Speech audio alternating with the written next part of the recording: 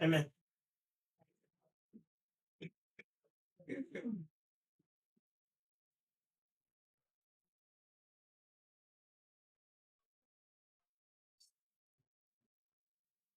So, standing in for this was supposed to be Maxwell's class.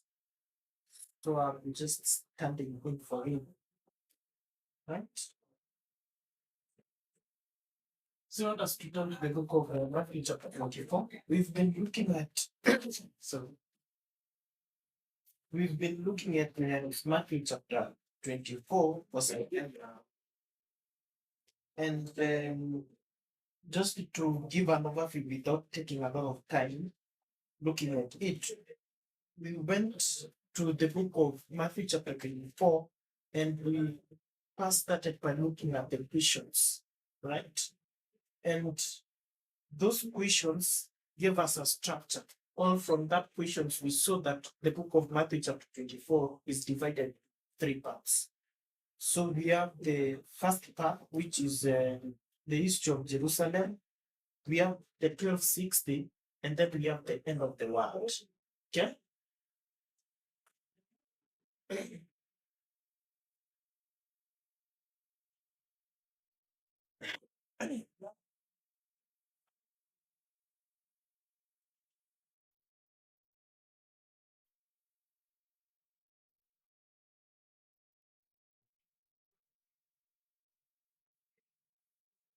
So this is the history of Jerusalem. Then it will give us the history of the 1260. Then finally we have the history of the end of the world.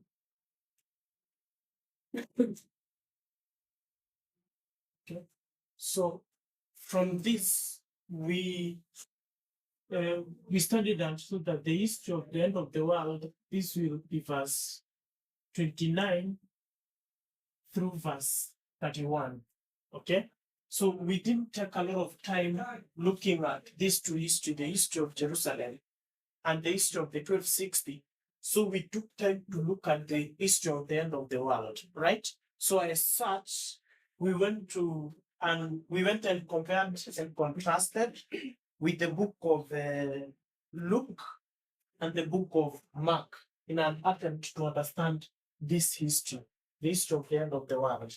So in going through the book of, when we made a comparison in the book of Mark and Luke, these verses were able to give us a structure that looks like this.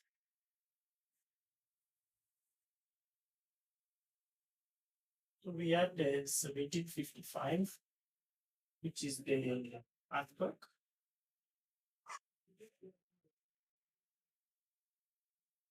We had 1780, which is the darkening of the sun. So the darkening, and the moon didn't give a light. So we say these events, they are a cluster of events around a major event, which is 1798. So we have the falling of the stars, which is 1833. The distress of nations, which is 1840.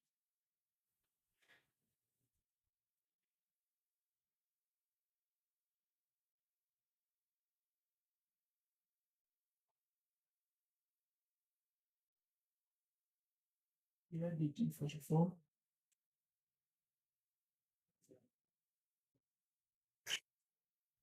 1848 is the shaking of the powers of heaven.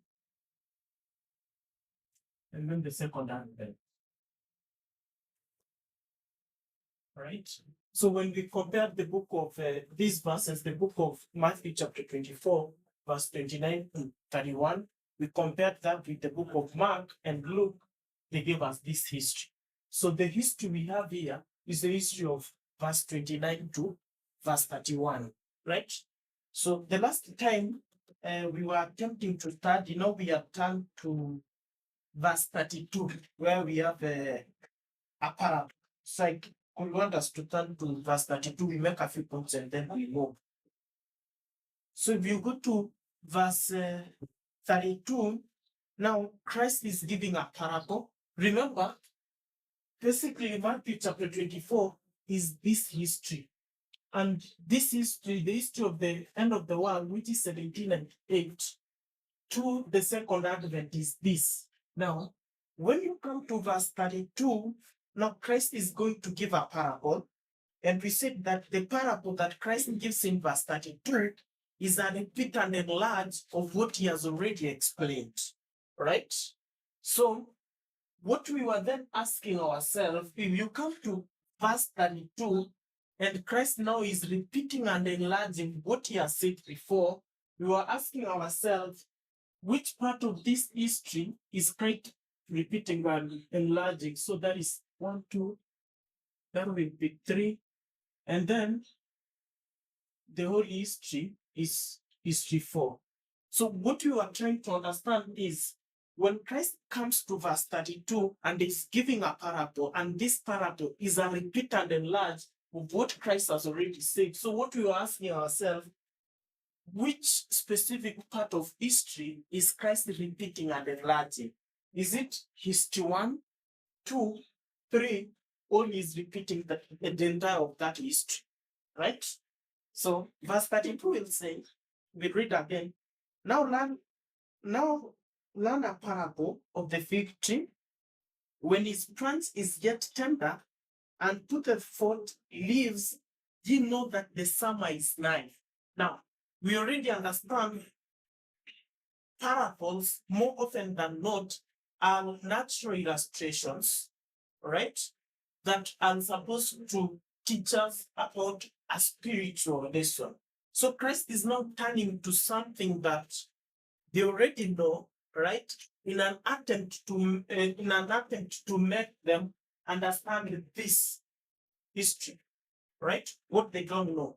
Now, if you go literally in the Jewish economy, right, the summer was associated with harvest. Okay, and if you go to that history before the summer, I think it's before the summer you have spring, right? I think it's spring, summer, autumn, and then winter. Okay, so let's assume they are standing at the spring, which is point X, and they are looking at the summer. So what they are expecting from whatever point they are standing in that economy is that when it comes to the summer, it's going to be associated with harvest. Okay, so Christ is going to that parable in an attempt to expand the verses that he has been explaining. All right, so we said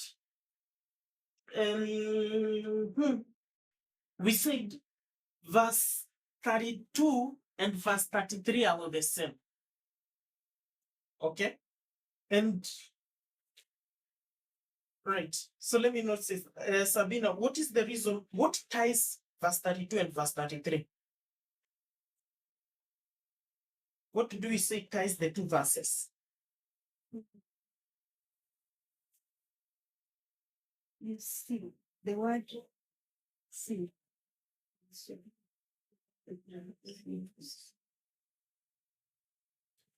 Yeah, the key word is see. Sorry? See. Okay, seeing. We are using the common senses.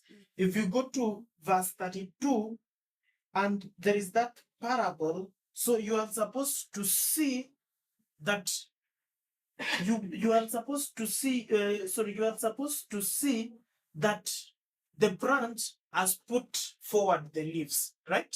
So if you go to verse 33, So likewise, so apart from the comparison that is made there, so likewise, when ye shall see all these things, know that it is near even at the door. So if you will need to tie the two verses, you can use the five senses. In verse 32, you are supposed to see. In verse 33, you are supposed to see.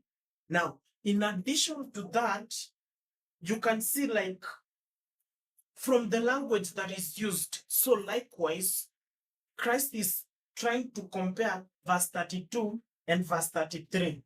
So, but let's make a pictorial representation of that as we met.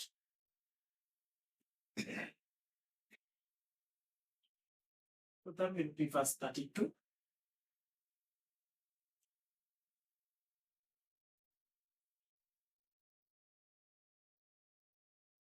And that will be verse 33.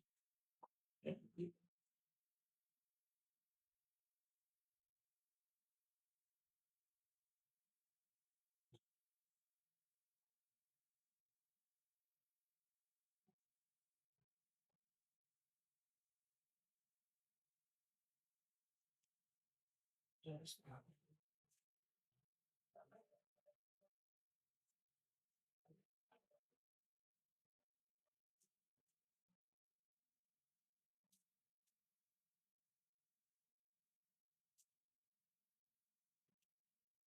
So what you are supposed to see is the leaves. Okay. So we come to verse 33. When you see these things, you know that it. Yeah. So when you see all these things, know that it is even at the door. Now, we already explained that phrase, it. So we said that it, you can replace it with he. So when you see these things happen, you know that he is even at the door. So that is Christ.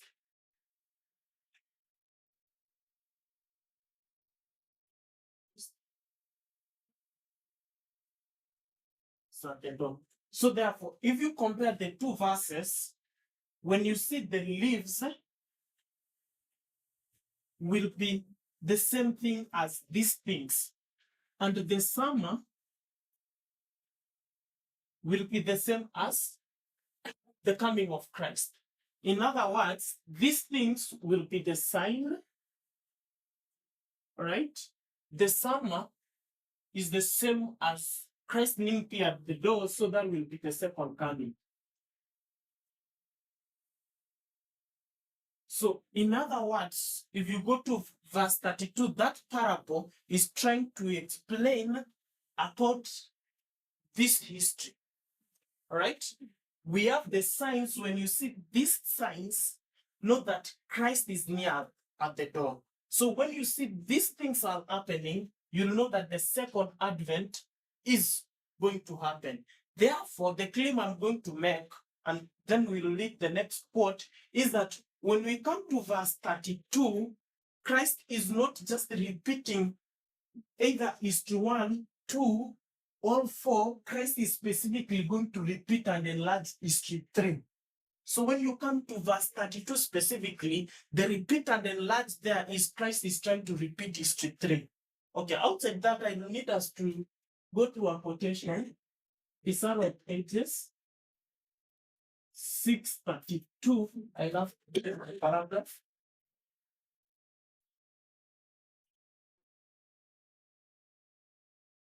Psalm of Ages 6:32.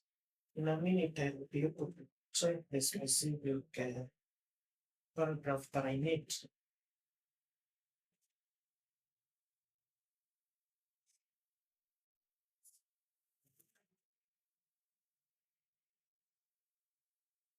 Yeah, paragraph 1.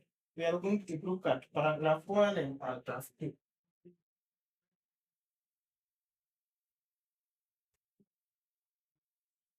So I read, at the close of the great papal persecution, so which history is that?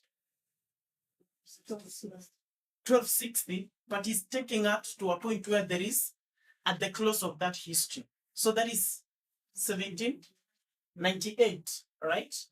So at the close of the great papal persecution, Christ declared the sun should be darkened and the moon should not give her light. Next, the stars should fall from heaven, and he says, learn a parable of the fig tree. You see what she's trying to say?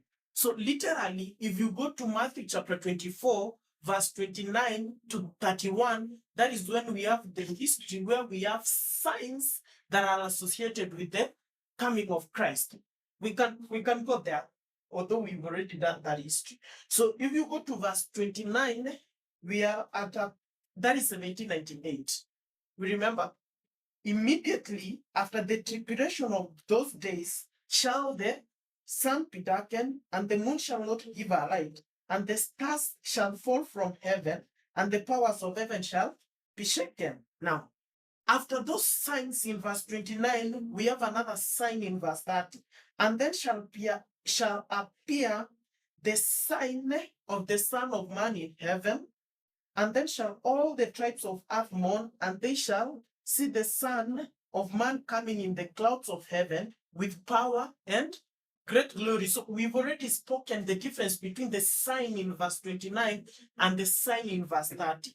But the key point where I'm going there is you can see when Ellen White is quoting Desire of Ages, she's using the sign in verse 29, and then after that, she'll compare that with the parable in verse 32. Okay? Now, she'll quote verse 29, all the signs that have been affirmation already, and then she will rope in Matthew chapter 24, verse 32. Learn a parable of the fig tree when his branch is yet tender and putteth forth leaves. Ye know that summer is nigh, so likewise today, when ye shall see all these things, know that he is near, even at the door. Then she will quote Matthew chapter 24, verse 32 and 33. The next paragraph says, Christ has given signs of his coming. It declares that we may know when he is near, even at the door. He says of those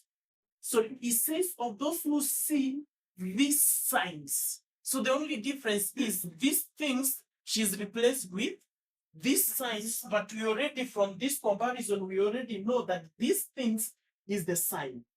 So she's correcting what she's doing. So she says, he says of those who see these things, this generation shall not pass till all these things be fulfilled. These signs have appeared. Now we know of surety that the Lord is coming at hand. Heaven and earth shall not pass away, he says, heaven and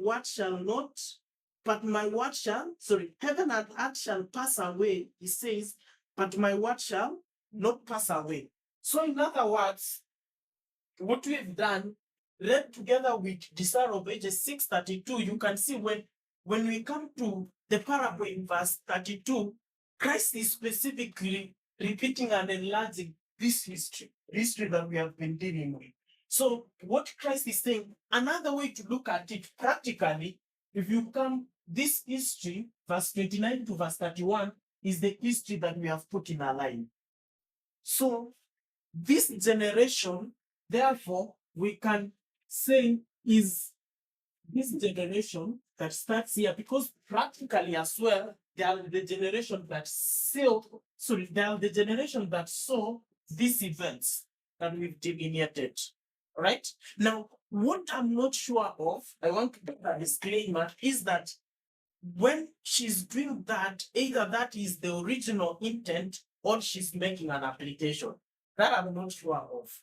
But at least from the explanation and the practicality of it, you can see that this generation that shall not pass until these things are fulfilled, it's not either 1, 2, or 4, is this generation, the third history, the history of the end of the world. We together with that point? Okay. So I want us to move to verse, now we move to verse 36. We move to verse 36. So verse 36 reads, but of that day and hour knoweth no man, no, not the angels of heaven, but my Father only.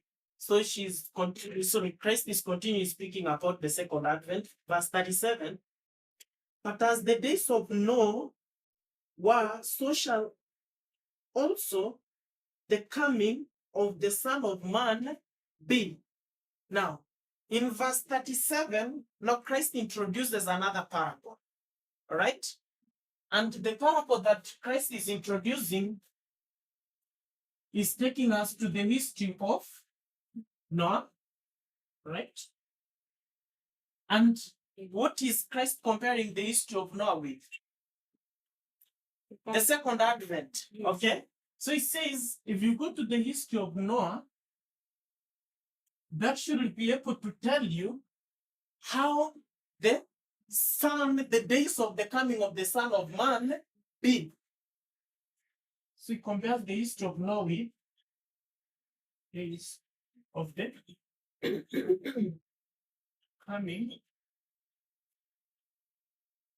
the Son of Man. Okay? So, what do you know about the history of Noah?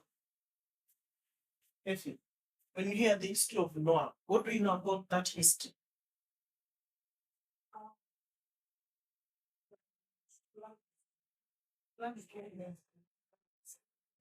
So with the end result, we have floods. So when we have floods, this is at the beginning or at the end. So this is where we have the flood. All right? So what do we have before the flood? A period of time, right? See, this will be 120 years. Okay? So in other words, the only point I wanted us to get from that comparison is that when we go to the history of Noah, at the end, we have a flood, but it's associated with a period of time, right? Now, if you compare and contrast that, as it were in the days of Noah, so it will be in the day of the coming of the Son of Man. So the days of Noah, sorry, I just want to get the correct phrase he uses. Yeah. When you go to the days of Noah, this was a period. Okay? If you go to the days of Noah, this was a period. So if you compare and contrast that and that, what does that tell you about the days of the coming of the Son of Man? It will be a period as well. So the days of the coming of the Son of Man is not a point, it's a period. Okay? And then that will be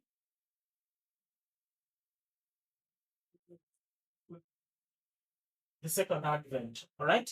So one way on how we can understand that parable in verse 37 is that we can understand it in the context or in the light of compare and contrast.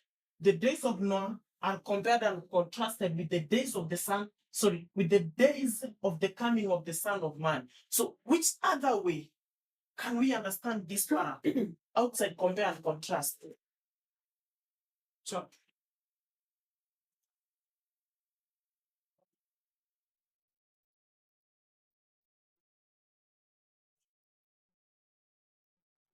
So, Ken, which other way can we understand this history? Repeat and enlarge. Repeat and enlarge is correct. So, which specific form of repeat and enlarge? There's some things which are repeated. Yes, repeat and enlarge is correct. I'm agreeing. I just wanted a more specific. Wanted the specific type of repeat and enlarge. I was thinking, so this history will be natural. This will be spiritual, right? Natural to spiritual is a form of parable such that if you need to understand this history, you can go back to the natural, study the characteristic of the natural, and these characteristics of the natural will help you understand the spiritual. So I'm saying among the things that among the histories that will help understand this history, history 3, is we go back to the history of the flood. If you go to the history of Noah and study it, it can help you understand the history of the end of the world, or history 3. Now, if you go to verse 38, I believe. So verse 38 is Christ is still explaining about the history of Noah. Okay? So Christ has already compared and contrasted the history of Noah and the history of the end of the world. So he'll give a further explanation in verse 38 on how the history of Noah was. So he'll say, for as in the days that were before the flood. So what were the days that were before the flood? So the flood is here. So what were the days before the flood? The 120, right? Yeah. So you can see that period, okay?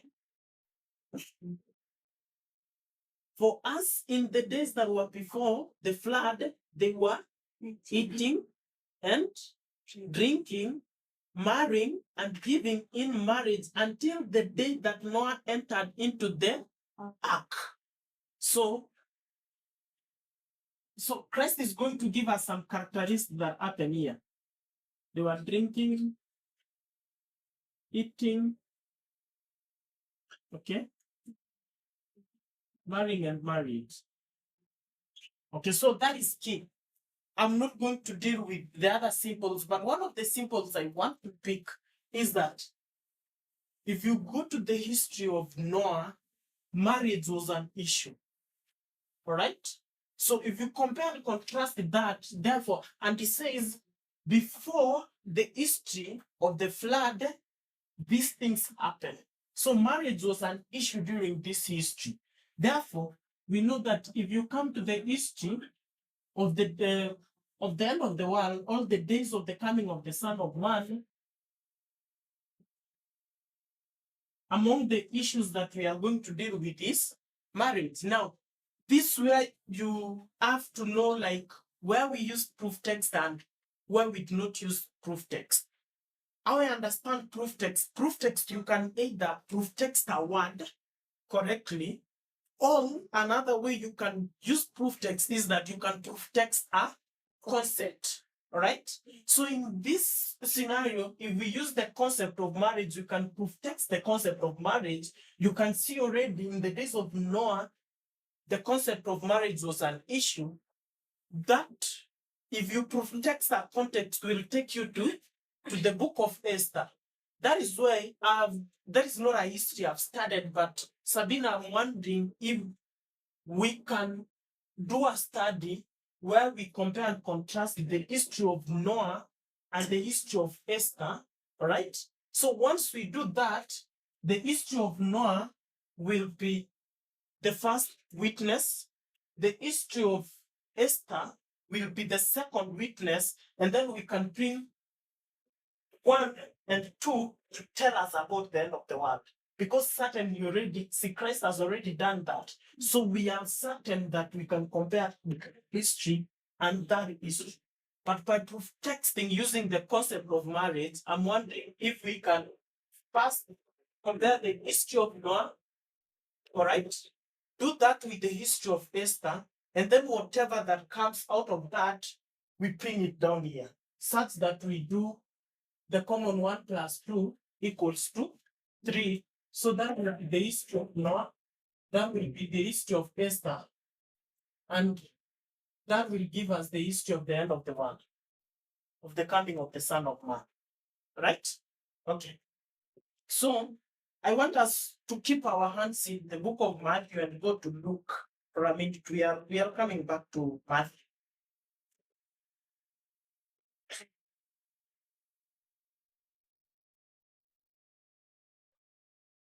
So Luke chapter 17, Luke chapter 17, verse 20,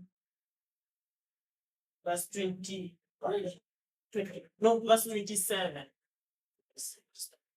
Will you come back to the marriage question or just No, we are coming back. We are coming back to the book of the Matthew chapter. to the marriage question? Yes. So I want us to go to Luke chapter 7. Chapter 17, verse 27. Sorry, verse 26. Says, and as it was in the days of Noah, so shall be also in the days of the Son of Man. So can we see that Luke chapter 17, verse 27 is the same verse as Matthew chapter 24, verse 37? The same language. So I'm going to say it's going to deal with the same subject. All right? And then verse 28 will give another parable. Likewise also, as it was in the days of Lot, they did eat, they drank, they sold, they planted, they builded. But the same day that Lot went out of Sodom, it rained fire and brimstone from heaven, and they destroyed them all. And then verse 30, so that verse 30 is king. Even thus shall it be in the days when the Son of Man shall be revealed. All right? So now I'll tell you the reasons why I've gone to the book of Luke chapter 17. So I'm going to make a claim that the book of Luke chapter 17, verse 26 is the same as Matthew chapter 24, verse 37. But there is a history there that Luke will add that was not there in Matthew, and that history is the history of Lot. All right? Because now Luke is going to compare the history of Noah and the history of Lot, and then compare them to the history of the end of the world. All right? So, Gladys, what do we know about the history of Lot? There are many things. So, what is this? What are among the things that are dealt in the history of Lot? The souls that were saved. One, the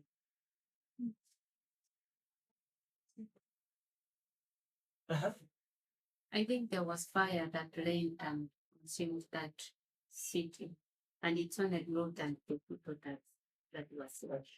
So I'm going to have the history of Noah, and then we are going to have the history of Lot, right? So the history of Noah at the end, when we have the flood, how many classes do we have? So 2 classes, okay? Primarily. So we are going to have 2 classes, and 1 class outside the ark. All right? The other class is those who are inside the ark. All right? So we come to the history of Lot. How many classes? 2. Uh-huh. Outside the city. Outside the city. So all basically those who left the city of Sodom. Right? Those who were So those who didn't leave. All right? Now, what I want us to see when Christ then is coming back and trying to explain about, he gives further parables to explain the end of the world associated with this parable. You can see is that each parable deals with 2 classes at the end. Do you all see that? Okay, now we can go back to Matthew chapter 24.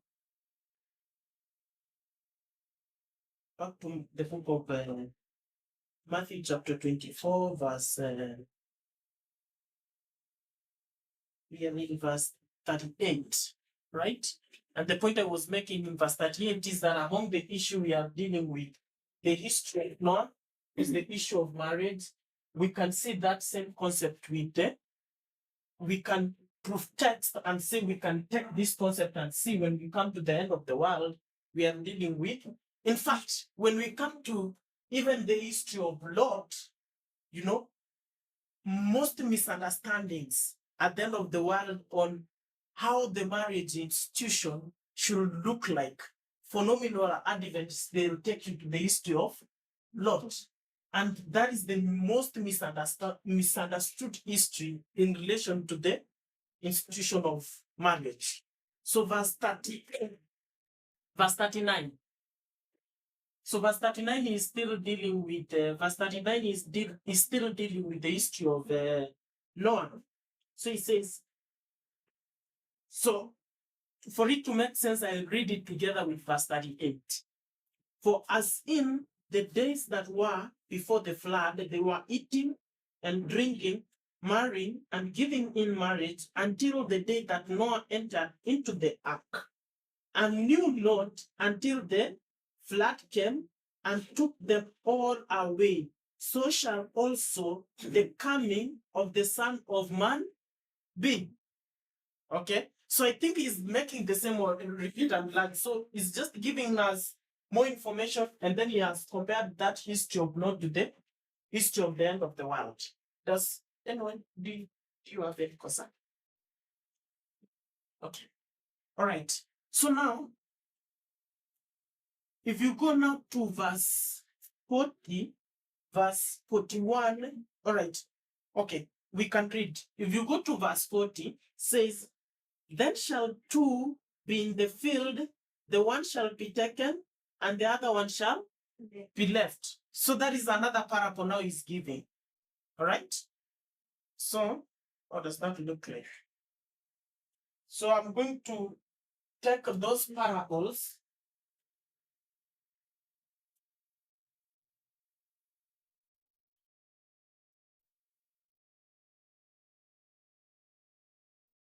So Christ gives the parables, the parable of Noah, right?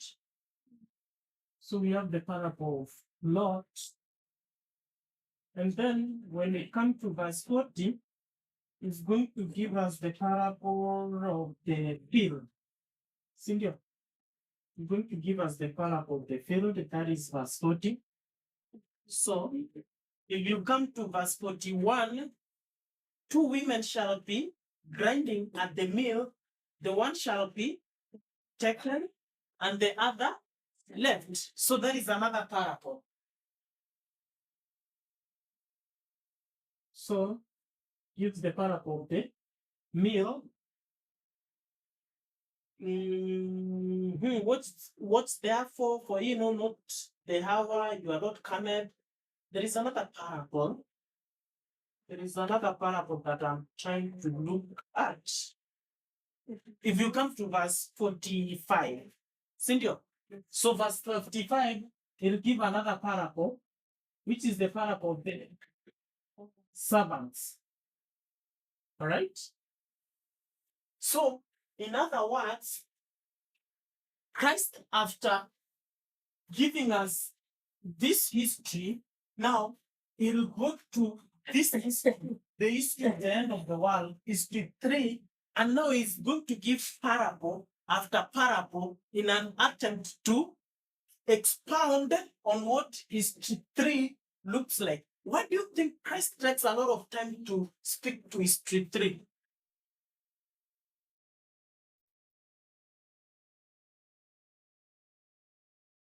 Yes. Why do you think Christ then takes a lot of time to expound history 3? He has given the parable of the fig tree. He's now given the parable of Noah, the parable of Lot, the parable of the field, the parable of the mills, and now the parable of the servants.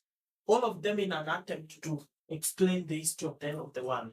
Why do you think Christ is taking a lot of interest in that history?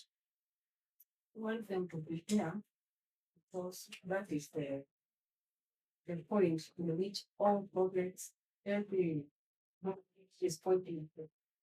So I think among the things she has said, what has interested me is Christ wants them to do what? To prepare. So remind me, we'll come back to this word. Why Christ wants them to prepare for this event. for this event. So we'll come back to that. But among the things is, does Christ repeat things of less consequence? No, I think prophecy, all Christ repeats things of great consequence. So I think it's because this is a history of great consequence. That is why Christ will take a lot of time to try and give parable after parable so that they understand that history, right? So what is the relation between all these parables that Christ has given?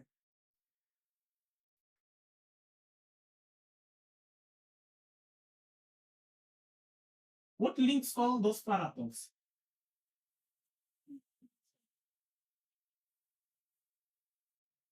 Not necessarily on the surface level.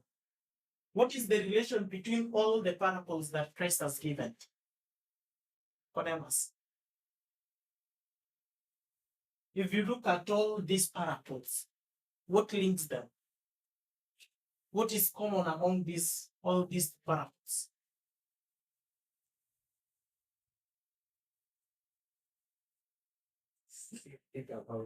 Right.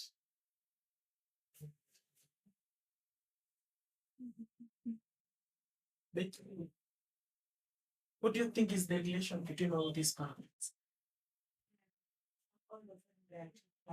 All of them, there are two classes. That is the simple answer I was looking at.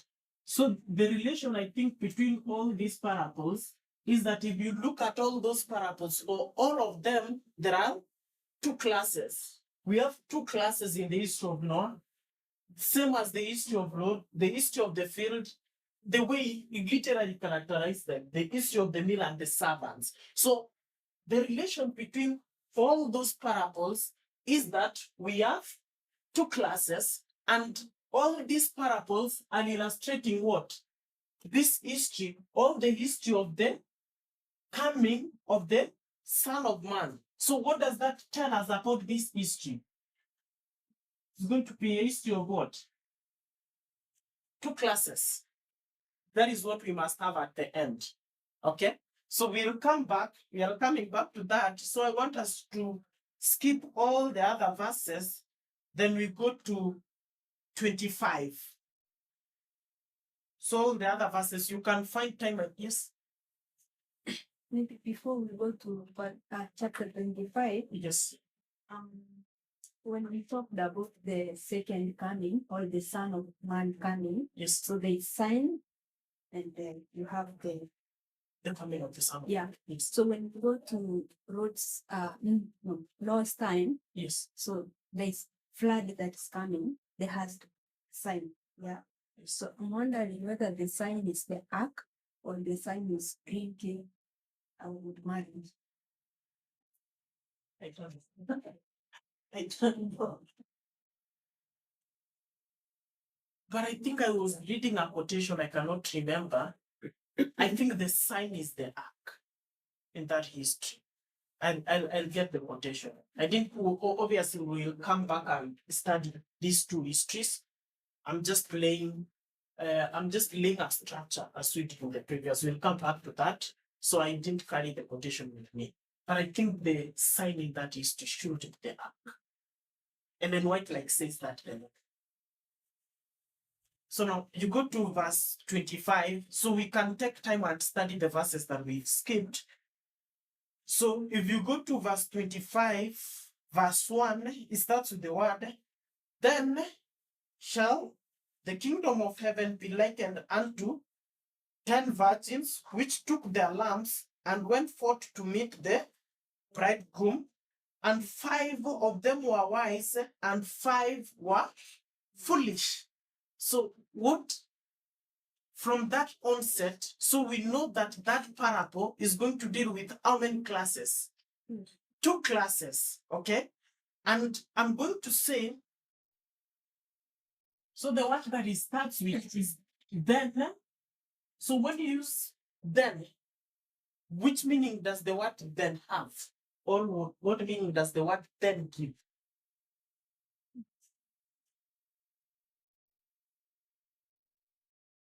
Then, one of the meaning, I think it can be giving a sequence of events. right? You can be giving a sequence of events. That is one meaning, all right? Another meaning that word gives us. So one of them is gives us that connotation of a sequence of events. Another one, The same. at the same time, immediately, right? So it can also give a connotation of immediately. So at the same time.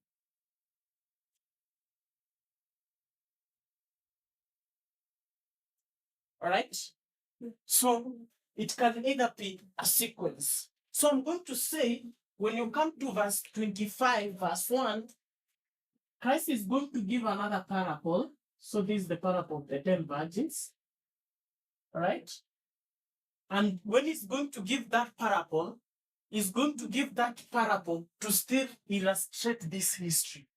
So that is not just a new parable. Christ has not changed. Christ is still dealing with the parable, all the prophets of verse 24. When he gives verse 25, verse 1, he's still going to expound on this history 3. And I'm saying, again, as we did with the other parable, the thing that is going to tie them is the history of two classes, right? Is the concept of two classes. We have the parable of the 10 virgins, all right? We have 5 that are wise, 5 that are foolish. Same with these other parables. But now I'm going to make, I don't know how much, I think I still have some time, no? Yeah. So, but I'm going to say, when we come to verse 25, all right, because he's going to give this history, so you can see that all those parables, they are not giving a connotation of sequence. Like you are not going to have the days of Noah, then that comes. But what they are going, or what Christ is going to tell you is going to give you the history of Noah. All right? Those parables are running parallel. And then the history of Lot. Then we have the parable of the field. Then we have the parable of the meal, the parable of the servants,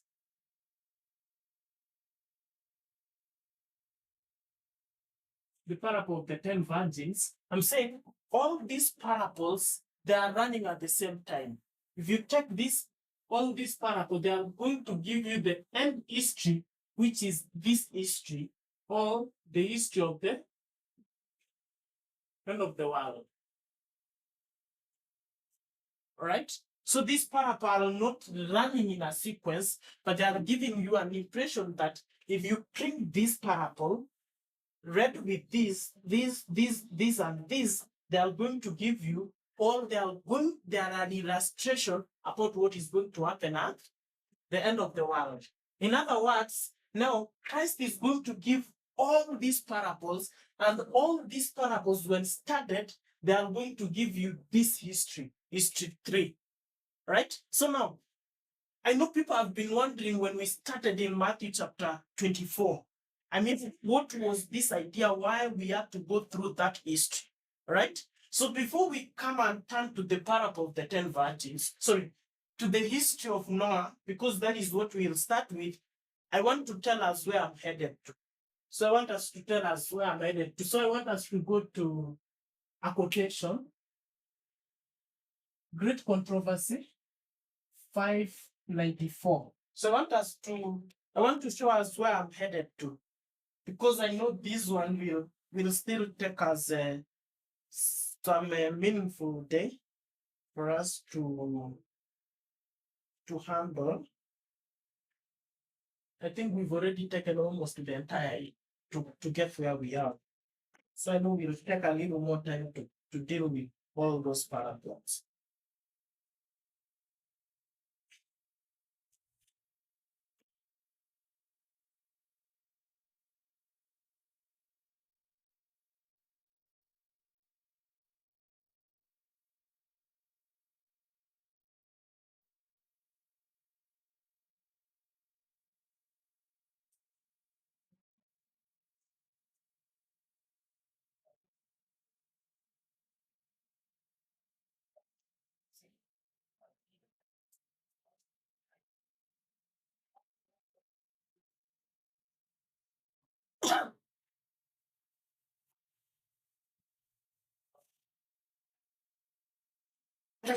So it was something complex, so bear in mind around there. So 594, paragraph 1. So we'll consider that paragraph and the next one, right? So Ellen White writes, before his crucifixion, the Savior explained to his disciples that he was to be put to death and to rise again from the tomb. And the angels were present to impress his words on minds and hearts. So where are we historically?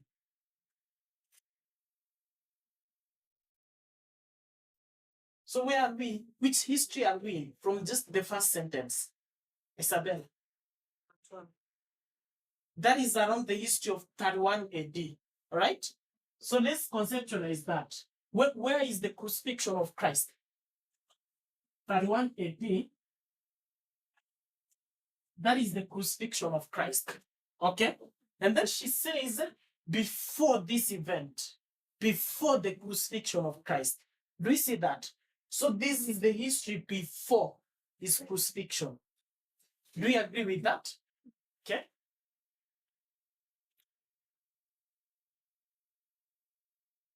So before his crucifixion, the Savior explained to his disciples that he was to be put to death and to rise again from the tomb, and the angels were present to impress his words on the minds and hearts. But the disciples were looking for a temporal deliverance from the Roman yoke, and they could not tolerate the thought that he in whom all the hopes centered should suffer an ignominious death.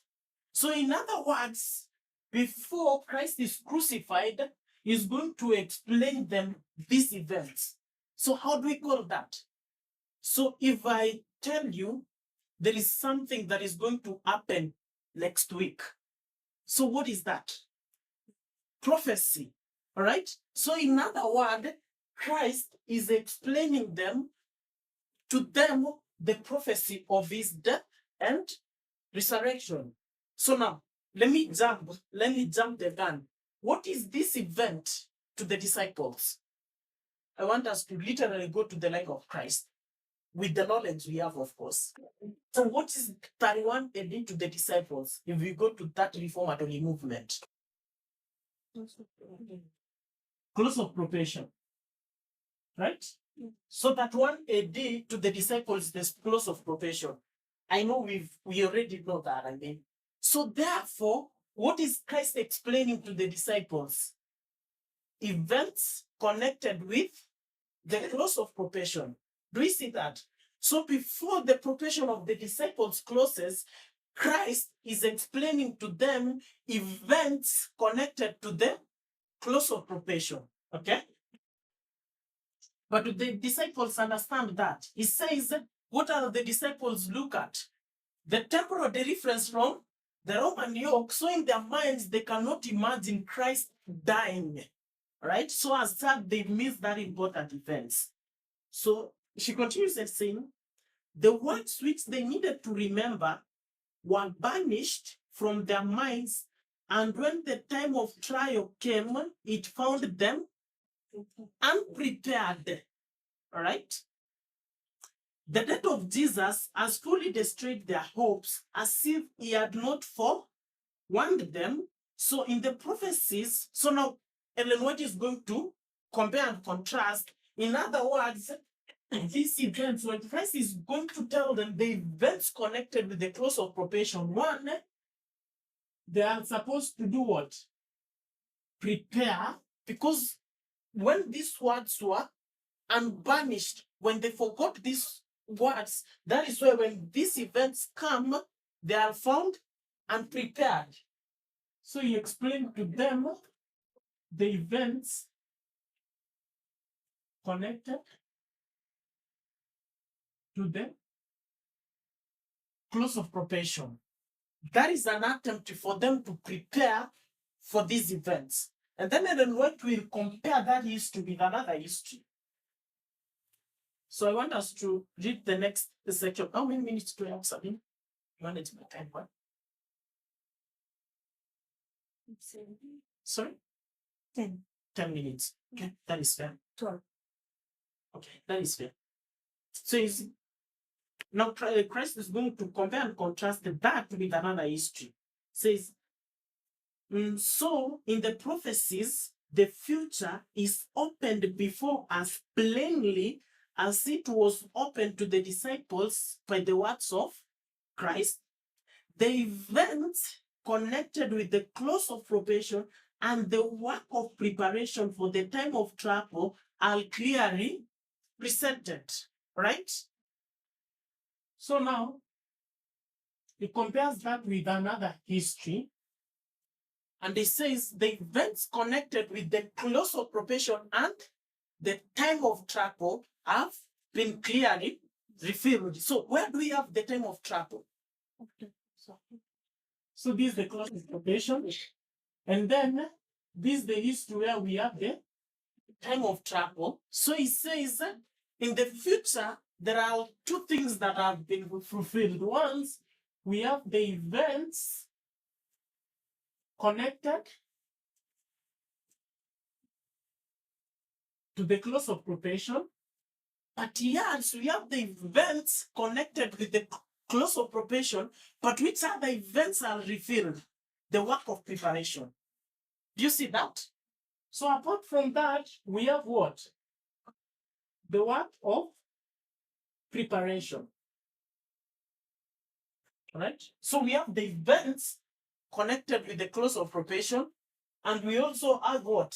The work of preparation that should be carried synonymously once you've understood the events connected with the close of probation. Right? So we go back to that quotation. He says, but multitude have no more understanding of these important truths than if they had never been revealed. Satan watches to catch away every impression that would make them wise unto salvation, and the time of trouble will find them unready.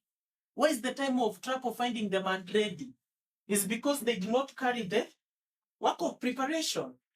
If you go to this history, the reason why the disciples are found and prepared is because the events connected to the close of probation have been fulfilled, but they didn't carry what? The work of preparation, because that event has already been fulfilled. All right? I want to take this further. Most of the things I'm going to work with the knowledge we have. So if we come to this history of the end of the world, the one that gives us the time of trouble, where are the events connected with the close of probation fulfilled? Where are they given? The book of Revelation, right? I want the cousin to that. Book of Revelation. That will be Revelation 17, right? Daniel, right? So Daniel chapter 11. Daniel chapter 11. So if you go to Daniel chapter 11, now that is a book that we've taken a lot of time to study. But if you go to Daniel chapter 12, verse 1, that is where we have the close of probation. See, and Michael shall stand up. That is the close of probation. Okay. Singularly. So we have the close of probation. We come verse 12, verse 1. So if we want to know the events that are connected with Daniel chapter 12, verse 1, we go to the previous verses. Silvio. So we have the close of probation at 12:1. So if we want to know the events connected with that, we are going to find that in the previous verses. Can we see that? Now, with our knowledge, we know the events connected with 12:1 is 40 to 45. And where does 40 start at? Verse 40 is going to start at 1798, the time of the end, 1798, and then it's going to lead us to 12 verse 1. Therefore, I'm saying you can see in this history, I'm going to make a claim. That quotation is comparing the history of Christ with the history of the end of the world. So now we are doing the proof texting of the concept that I gave. So this history of 1798 to the close of probation, this is the history that we had looked before here. All right? Now, in other words, we have two job description when we come to the close of probation. In other words, is you are supposed to understand the event connected to the close of probation. But another work that is, I think, more important is that you must understand the work of preparation that we should carry. Because at the end of the day, what is going to determine if you are not ready, prepared, or unprepared, ready or unready is by you doing the work of preparation. Okay? So now, one last quotation, then we'll close. I think the next time is when we'll now go back to the history of Noah. So I want us to go to Desire of Ages. This is basically the history that we were dealing with, the destruction of Jerusalem.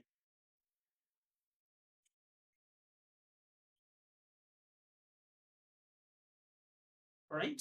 Now, I want us to go to Great Controversy page 30. Okay, I'm trying to move a little faster. Now, if you go to Great Controversy 29.3, is going to talk about the signs. All right? Now, I'll take us to the book of Matthew chapter 24. Remember the book of Matthew chapter 24, for us to come with this structure, we had two questions, all right, in relation to the destruction of the temple, and two questions in relation to the end of the world. So the two questions in relation to the destruction of the temple was, when will these things be fulfilled and what will be the event? In other words, they ask, what are the signs that these things are going to be fulfilled and when the event is going to be fulfilled? Therefore, we said when Christ is going to answer, is going to give them the signs, all right? And then he's going to give them the event when it's going to happen, right? So if you read verse 29.3, is already speaking about the signs. And that is in the context to the destruction of Jerusalem. So verse 30 gives us a history. For 7 years, a man continued to go up and down the streets of Jerusalem, declaring the wars that were to come upon the city. So you can see from that phase is already speaking about the destruction of Jerusalem, right? So when is the destruction of Jerusalem? 70 AD. Okay. So we have a man who is preaching for how long? 7 years. So that takes us to what? 63 AD. No? Right? So from 63, sorry? How do we know that the man stopped preaching of the destruction? Okay. We are going to read. It's going to see in the next one. Right? So for 7 years, a man continued to go up and down the streets of Jerusalem, declaring the wars that were to come upon the city. So in other words, this man is preaching about the destruction of Jerusalem. So does this man understand that Jerusalem is going to be destroyed? Yes. He does. So he understands the event connected to 70 AD. Do you see that? Right? He says, by day and night, he chanted the wilderness, a voice from the east, a voice from the west, a voice from the four winds, a voice against Jerusalem and against the temple, a voice against the bridegrooms and the brides, a voice against the whole people. The strange being was imprisoned and scourged, but no complaint escaped his lips. To insult and accuse, he answered, woe, woe to Jerusalem, woe, woe to the inhabitants thereof, is one in cry, ceased not until he was slain in the siege he had foretold. So when did this man lose his life? The destruction of Jerusalem. The destruction or the siege? Sorry? No, if you read together with the next one, is going to tell you that is the destruction of Jerusalem. Now, if you read 30.2, going to tell you the event there is the destruction of Jerusalem. No, I agree with that you now, but the siege, when does the siege begin? I don't 66 AD. No, Yeah, 66 what AD. it says, is it Cestius? Yes. So slain in the 66 or siege. 67. I'm not 66. very sure. 66, right? Yeah. Yes. So slain in the siege, he had foretold. So this siege began in 66. Yes.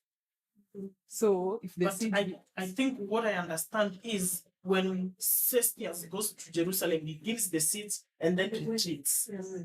And then we have this. It doesn't like the way I understand it, it doesn't like happen from 66 AD, like Cestius is pursuing.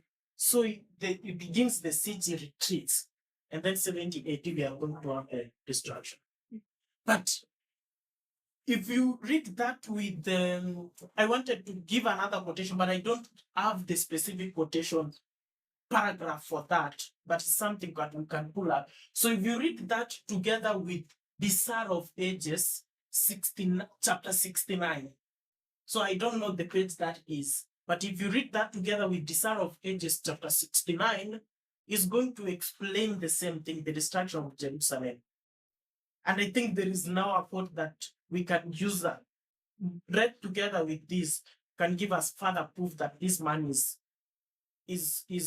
like murdered during the destruction of Jerusalem.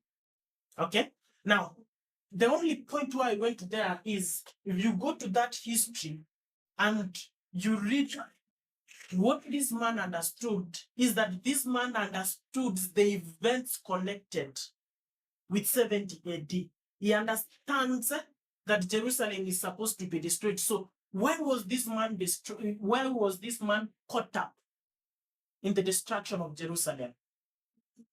So the answer will be if you now read the next paragraph, all right? Or we can already give an inference from just chapter 30, is that now if you go to Matthew chapter 24, and I think you read from verse 15 through 19, so I'm mentioning a lot of things because of time. Christ says, there are signs. When you see these signs, all verse 15 is what gives the sign. It'll tell you those who are in the rooftop should come down, right? Those who are in the field should come out. Those who are in Jerusalem should go. Those who are in Judea should flee where? To the mountain. Such that after understanding the events connected with the 70 AD, there is a work of preparation that is supposed to be carried. You see that Jerusalem is going to be destroyed, therefore you leave the city, right? In other words, the point I'm making as we end, all where I'm headed is, we know that there are events connected to the close of probation, which many of us, even the man which we've spoken about, already understands, but more important to the events connected to the close of probation is this work of preparation. And this work of preparation is what determines the two classes at the end of each and every parable that we are going to look at. Does that make sense? So I'm not going to focus more on the events connected to the close of probation, but I think what I'm going to focus on is the work of preparation that we are supposed to carry or that we are supposed to do when we have understood events connected with the close of probation. So, yeah, I know there might be questions. We'll hopefully have them during the Q&A. So the next time we have an opportunity, we'll go back here and then we'll look at each of the parables that Christ is teaching. We pray.